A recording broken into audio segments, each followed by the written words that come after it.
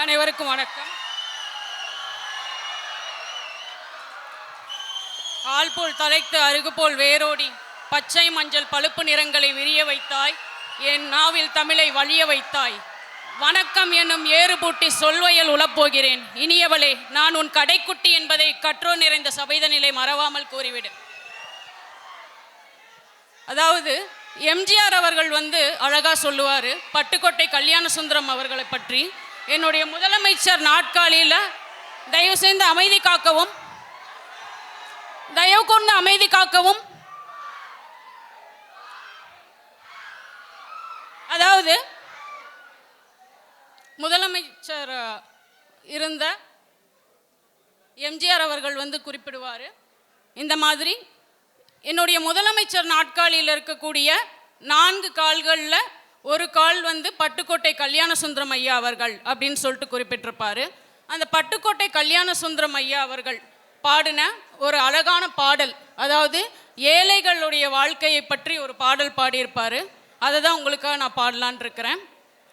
கையில் வாங்கினேன் பையில் போடலை, காசு போன இடம் தெரியலை. கையில் வாங்கினேன் பையில் போடலை, காசு போன இடம் தெரியலை.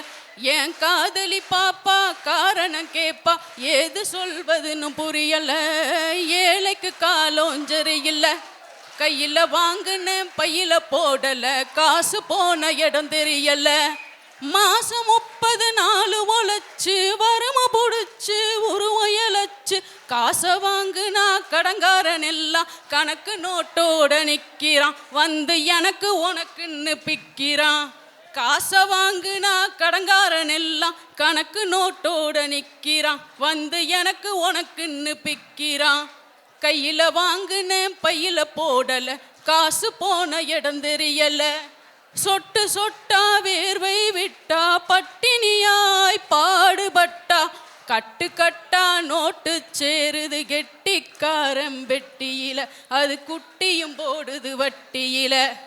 கட்டு கட்டா நோட்டு சேருது கெட்டிக்காரம் பொட்டியில, அது குட்டியும் போடுது வட்டியில. கையில் வாங்கின பையில் போடலை, காசு போன இடம் தெரியல. விதவிதமா துணிகள் இருக்கு, விலையை கேட்டா மயக்கம் வருது.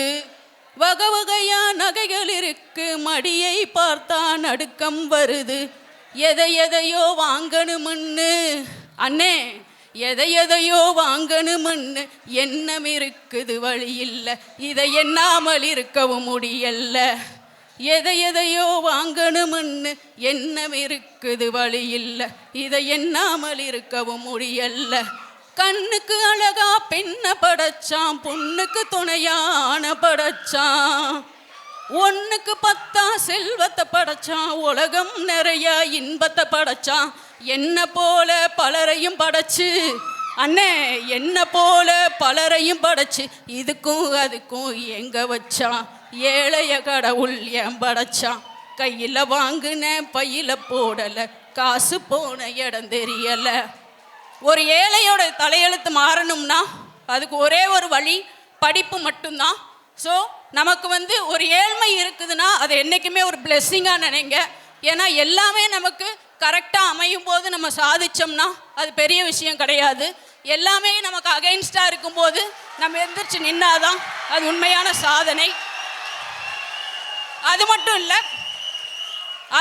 இல்லை, அதாவது வாழ்க்கையில் உங்களுக்கு ரொம்ப நிறைய கஷ்டங்கள் வருது அப்படின்னா ஒன்று மட்டும் மைண்டில் வச்சுக்கோங்க.